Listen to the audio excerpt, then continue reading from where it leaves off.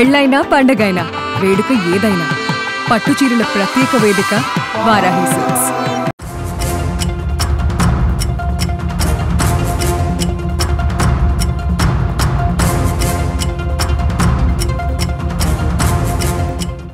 బ్రోకర్లను నమ్ముకుని విజయవాడ పెళ్లి సంబంధాలకు వస్తున్నారా? అయితే చాలా అలర్ట్గా ఉండాలి. ఎందుకంటే బ్రోకర్లను పట్టుకుంటే మీ పరిస్థితి ఎలా ఉంటుందంటే బయటికి చెప్పుకోలేక, అంటే కక్కలేక మెంగలేక ఉన్న పరిస్థితి ఉంటుంది కదా, అలా మారిపోతుంది.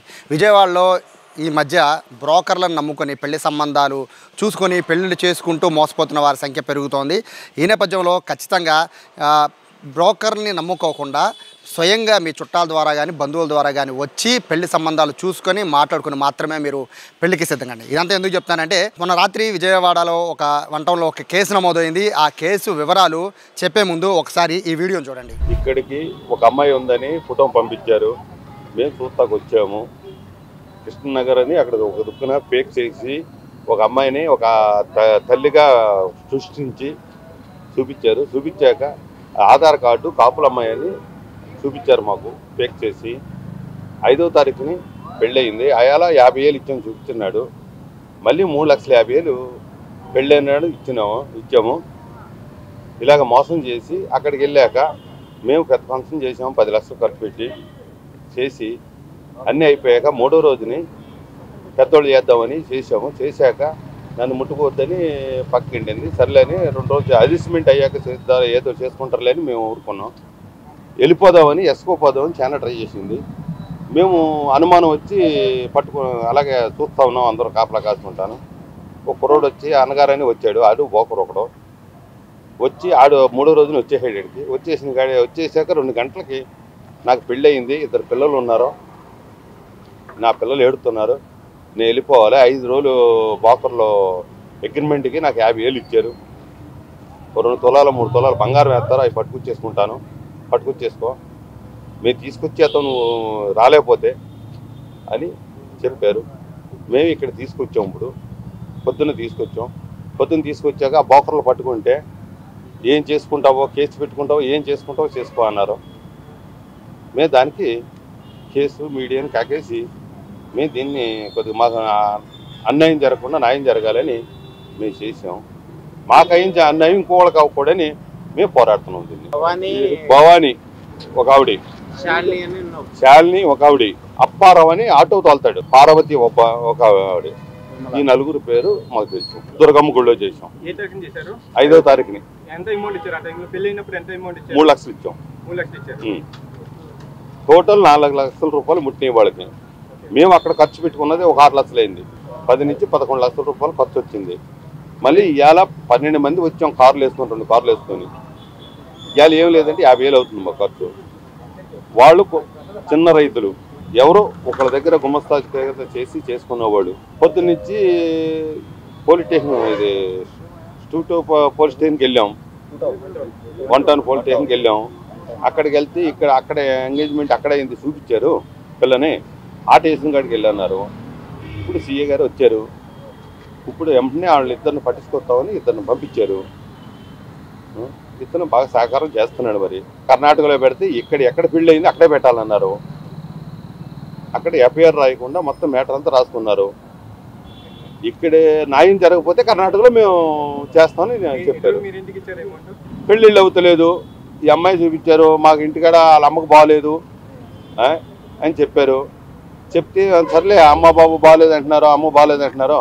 సర్లే 2 లక్షలు పోతే పని ఆవిడకిద్దాం, 2 లక్షలు ఈ బోకర్లు చూపించిన వాళ్ళు తింటారని చేసాము. మేము ఒక 5 వచ్చాం, 6 వచ్చారు. ఇక్కడికి వచ్చి 2 రోజులు ఉండి చేసుకొని 5వ తారీఖున సాయంత్రం ట్రైన్కి వెళ్ళిపోయాం. 7వ తారీఖున అక్కడ ఫంక్షన్ పెట్టుకున్నాం. మేము 7వ తారీఖున ఫంక్షన్ అయిపోయాక 8వ తారీఖుని ఫస్ట్ నైట్ చేద్దామని చేసాము.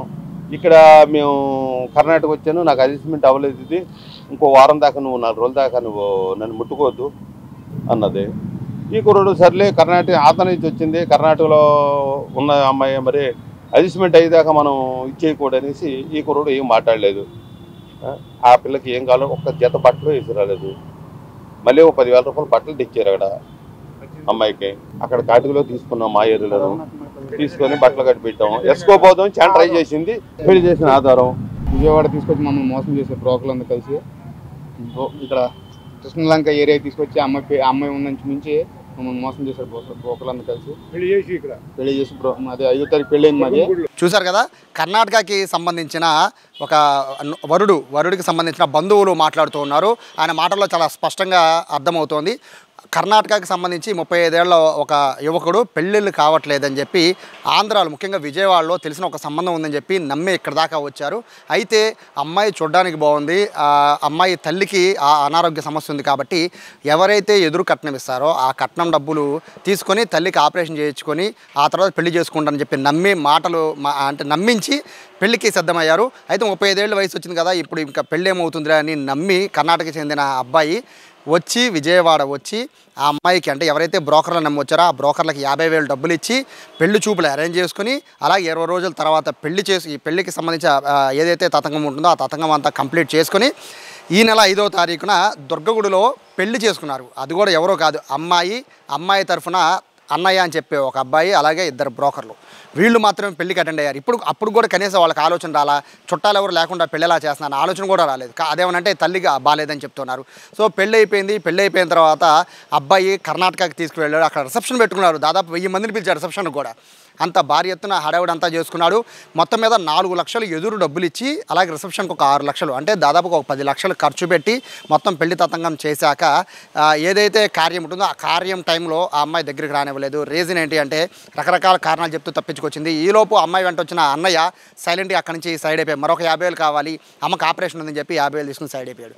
విషయము తర్వాత రోజు ఏదైతే కార్యం జరిగిన తర్వాత రోజు అమ్మాయి చెప్పింది, వాస్తవంగా నేను ఒక అద్దెకి వచ్చాను, కేవలం 30,000కి 50,000కి అద్దెకి వచ్చాను, నాకు 30,000 చేతిలో పెట్టారని చెప్పి పెళ్లి కూతురు చెప్పింది. వాస్తవంగా అమ్మాయి పెళ్లి కూతురు కాదు, పిల్లల తల్లి. దాదాపు 2 పిల్లలు ఉన్నారు. అయితే 2 పిల్లలు ఉండి కూడా భర్త వదిలేశాడని చెప్పి ఇటువంటి కార్యక్రమాలన్నీ చేస్తున్నట్టుగా కూడా పోలీసుల దర్యాప్తులో తేలింది. మొత్తం మీద 4 లక్షలు ఎదురు ఇచ్చి మోసపోయిన బాధితుడు ప్రస్తుతం ఇప్పుడు 1 టౌన్ పోలీస్ స్టేషన్ చుట్టూ తిరుగుతున్న పరిస్థితి. పోలీసులు అయితే కంప్లైంట్ని తీసుకున్నారు, ఎంక్వైరీ చేస్తున్నారు. ఇటువంటి బ్యాచ్ ఆల్రెడీ గతంలో ఒక 2-3 కేసులు కూడా ఇదే విధంగా జరుగున్నాయి. కాబట్టి పెళ్ళిళ్ళ కోసము అంటే బ్రోకర్లను నమ్మి, చుట్టాలు లేకుండా బ్రోకర్లను నమ్మి ఇతర రాష్ట్రాల నుంచి వస్తున్న వారంతా కూడా చాలా చాలా జాగ్రత్తగా ఉండండి. ఏమాత్రం మీరు నిర్లక్ష్యం వహిస్తే మాత్రం మీ కుటుంబ సభ్యుల పరువుతో పాటు మీరు తలెత్తుకోలేని విధంగా జరిగే పరిస్థితుంది. దీనిపైన పోలీసులు ఎంక్వైరీ చేస్తున్నారు. పిల్లల తల్లి ఉండి ఆ అమ్మాయికి 50,000కి అద్దెకి ఆ పెళ్లి కూతురుని తీసుకొచ్చి పెళ్ళిళ్ళు కూడా చేసేసి 4 లక్షలతో ఓడాయించిన ఆ 4 పైన అయితే ప్రస్తుతం పోలీసులు నిఘా పెట్టారు. వాళ్ళ కోసం ఎంక్వైరీ చేసి వాళ్ళ కోసం వెతుకులాడుతున్నారు. అలాగే పిల్లల తల్లైన ఈమె కూడా నాకేమీ తెలియదు, నాకు 50,000 ఇస్తా అన్నారు, ఒక పెళ్ళి అని చెప్పారు, ఒక డ్రామా అని చెప్పారని చెప్పి ఈవిడ చెప్తుంది. సో ఫైనల్గా అయితే బాధితుడైతే లబోదిబోం అంటున్నాడు. చుట్టాల ముందు తలెత్తుకోలేని పరిస్థితుల్లో బాధితుడు ఉన్నారు. ఇటువంటి వారి పట్ల అప్రమత్తంగా ఉండాలని విజయవాడ పోలీసులు చెప్తున్నారు. బ్రోకర్లను నమ్మి ముందు వెనక చూడకుండా, ఇల్లు కుటుంబం అన్నీ ఏదో చూడకుండా అమ్మాయి బాగుందని చెప్పి మనము తొందరపడి పెళ్లి చేసుకుంటే మాత్రం కష్టాలు తప్పవని విజయవాడ పోలీసులు హెచ్చరిస్తున్నారు.